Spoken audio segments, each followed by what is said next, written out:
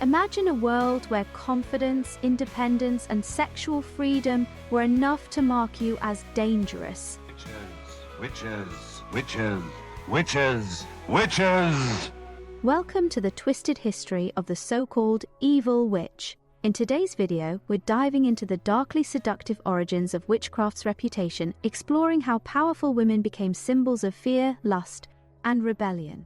This wasn't just about broomsticks and potions. It was about silencing anyone who dared to live outside the rules. Witches, dark, seductive, and dangerously alluring, or were they? We read that a witch is one who has given his soul to the devil. To do this, they must renounce God and all other things that are decent and good. It is said that they make a pact with Satan written in their own blood. In return for this evil deed, the devil gave them supernatural powers of magic and evil. They could make their bodies disappear or change into any kind of beast or animal at will. What if the image of the evil witch that haunts our imagination was actually concocted by a society quaking in fear of women who were unapologetically confident, fiercely independent, and unrestrained in their sexuality? Stick around as we uncover how witchcraft became a symbol of defiance and how the witch has transformed into a modern emblem of freedom, self-expression, and pride. And if anyone's ever called you a witch for living life on your own terms, well, wear that label like a crown. The witch hunts of the 15th to 18th centuries weren't just sinister Halloween tales, they were a deadly dance of suppression. Thousands of women met grim fates, accused of witchcraft simply for stepping outside the narrow, often prudish definitions of what it meant to be a good woman. Older, unmarried, confident in your sexuality, perhaps you had knowledge of herbs or healing? Congratulations! You were a prime candidate for the witch's mark. The villagers are talking. I hear them mouthing when I pass their doors. What are they saying, widow? They're saying that I have taken the bed of an invalid wife. They're blaming me for their miseries. The curdling of milk and the spoiling of butter. They say it is the curse of the widow witch. You have broken charity with me? What am I? A chattel to be used when convenient? To function where your wife cannot? To lie with, but not to marry? Quiet, woman! Keep your tongue. I'll not be silent. Is it you who have woven this web of spectral evidence about me? Is it you who have called me a witch? She is in league with the devil. These women were deemed dangerous because they didn't fit into the patriarchal mold. They lived free of male oversight, wielded wisdom that confounded men, and heaven forbid, they might even have desired pleasure of their own.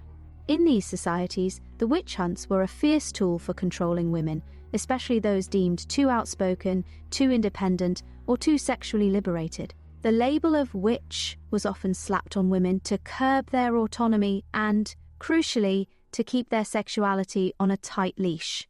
In the eyes of the church, all the witch's power was ultimately derived from her sexuality. Her career began with sexual intercourse with the devil. Each witch was confirmed at a general meeting, the witches' Sabbath, at which the devil presided, often in the form of a goat, and had intercourse with the neophytes. In return for her powers, the witch promised to serve him faithfully. In the imagination of the church, even evil could only be thought of as ultimately male-directed. Barbara Ehrenreich witches, midwives and nurses, a history of women healers. These meetings were called Sabbaths and were always held during the night, for the devil's greatest power was believed to be from sundown to cockcrow. The Black Mass will live in infamy forever. For here, some of the most terrible criminal acts took place, such as the slaying of children, whose warm blood was offered up as a sacrifice to Satan. Then their bodies were thrown to the dogs, or roasted and eaten by the witches.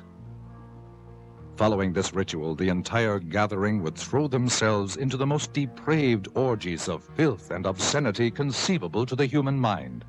It was all terribly exciting, and it provided an excuse for their unbridled lust and perverted sex. The figure of the witch has undergone a sultry transformation from a symbol of fear and control to one of empowerment and resistance. Especially within the LGBTQIA+ and witchy communities, historically, accusations of witchcraft were often used to marginalize and suppress those who refused to conform to societal norms, especially those who were independent, knowledgeable, or unashamed of their sexual desires. However, what began as a tool of shame and control has been reclaimed, particularly in modern times, as a potent symbol of defiance and liberation. In many historical contexts, witches were not only feared for their supposed malevolent powers, but also sought out for their healing prowess.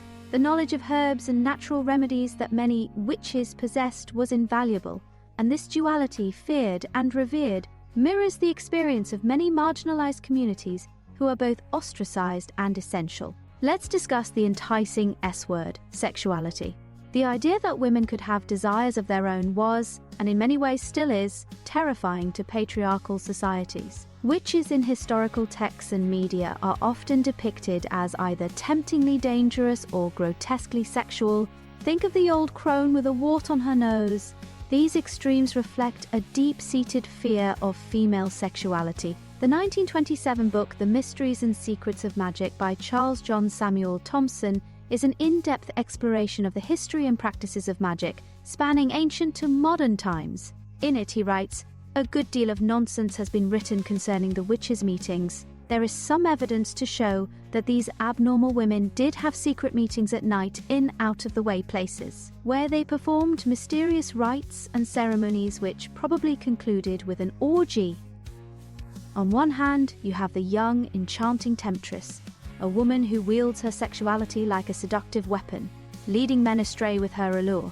On the other, the hag, an older woman whose sexual appeal has waned and is now seen as repugnant and perilous. Both images serve to reinforce the idea that a woman's sexuality is something to be controlled, feared, or punished. These stereotypes persist in modern media. Witches are either temptresses who must be vanquished, or old hags who've turned to darkness because their beauty and thus their worth has faded. Both portrayals are ways to police women's bodies and keep them in their place. For instance, the Wicked Witch of the West in The Wizard of Oz is a classic example of the latter, a symbol of female power gone wrong in the eyes of patriarchal society. Conversely, in more recent media, witches have been reimagined as protagonists and symbols of female empowerment. The characters in Charmed, The Craft, and more recently, WandaVision showcase witches as complex, powerful figures who challenge societal norms. Historically, a woman's worth was often tied to her reproductive capacity. Young, fertile women were seen as desirable, useful to patriarchal structures that wanted heirs, workers, and stability within the family line. But as women aged and their fertility declined, society's perception of them shifted. Suddenly, they weren't celebrated but feared or dismissed, branded as hags or crones. To paint her as a witch or a hag, a figure both repellent and dangerous, was a way to discourage her from claiming power outside of the family structure. It all boils down to control. Patriarchal societies have long trembled at the thought of women unchained. What if they started thinking for themselves?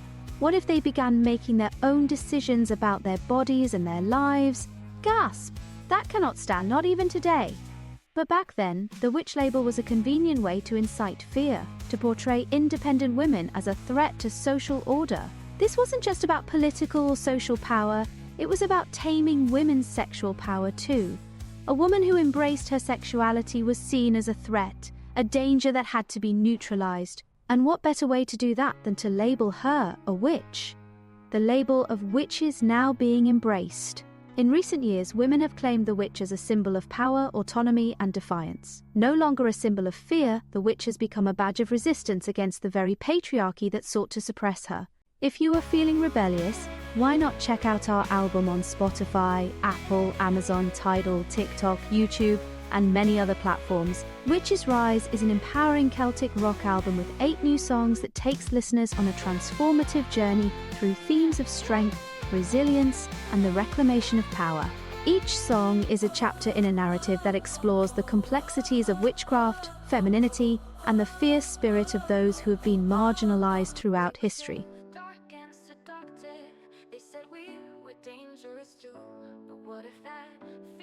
The inclusivity of the modern witch community draws deeply from shared experiences of marginalization and a commitment to personal autonomy and self-expression. It's no surprise that many in the LGBTQIA+ community are drawn to the figure of the witch, a symbol of rebellion against oppressive norms and an archetype that embraces diversity, fluidity, and freedom. The witch is a beacon for individuals who have historically lived on society's margins, forced into hiding, misunderstood, and demonized simply for embracing their true nature. Theorists have flipped this narrative on its head. Writer and activist Gloria Anzaldúa, for instance, talked about the outsider identity as a source of power. When we reclaim these terms witch and queer, we turn them from accusations into affirmations. We proudly wear the label of witch to say, yes, I don't conform. Yes, I embrace my true self. Now, let's talk about a particularly interesting connection, the intersection of witchcraft and sapphic or lesbian symbolism. In many ancient and medieval texts, witches were often depicted as women living together in secluded covens, forming tight-knit communities outside male control. Historically, those who portrayed witches as evil often exaggerated or outright fabricated these sapphic connections, painting them as both unnatural and dangerous. It could be partly because of an inferiority complex. Men creating these stories may have feared that women simply didn't need them. So, rather than embracing the idea of powerful women finding happiness outside their approval, they stigmatized it. Linking homosexuality and witchcraft to the devil himself was a way to demonize not only witchcraft, but also any expression of sexuality that didn't center around men. Unlike many men, women can enjoy multiple orgasms, so maybe this demonization was also a touch of sexual jealousy. The idea of women happily living in covens, self-sufficient, enjoying multiple orgasms, without needing men to dictate their actions would have been the worst possible timeline they could envision. You've got to remember how repressed everyone was in old-timey times too, especially around the time of the witch hunts. In witchcraft, there is often a focus on the individual's connection to nature, the divine, and their own inner power. This emphasis on personal experience and empowerment naturally aligns with the values of many within the LGBTQIA+ community, who seek to define their identities on their own terms, outside of traditional constraints. The reclamation of witchcraft by queer individuals is not just about embracing a spiritual path, but also about finding a community that honors difference, autonomy, and resistance against normative pressures. People today are reclaiming their sexuality, their power, and their independence, and the witch is no longer an insult. It's a badge of honor. Witches have always been women who dared to be groovy, courageous, aggressive, intelligent, nonconformist, explorative, curious, independent, sexually liberated, revolutionary. WITCH. Kristen J. Solly, witches, sluts, feminists, conjuring the sex positive. The image of the witch riding a broomstick is one of the most enduring and recognizable symbols of witchcraft, often associated with Halloween and folklore. The notion of the witch on a broomstick has origins in pagan fertility rituals, where brooms were used symbolically in agricultural rites. Over time, this image was warped by patriarchal society into something both sinister and provocative. The sight of a woman straddling a broomstick began to take on sexually charged connotations, particularly in a society both captivated and terrified by female desire. During the medieval and early modern periods, it was believed that witches used a special ointment, often called a flying ointment, to enable flight or to enter a trance-like state. This ointment was said to contain hallucinogenic substances, such as belladonna or datura, which could induce vivid sensations and altered states of consciousness. Given the method of application, it's believed that some women might have applied these ointments to sensitive areas of the body, particularly the mucous membranes, to increase their efficacy.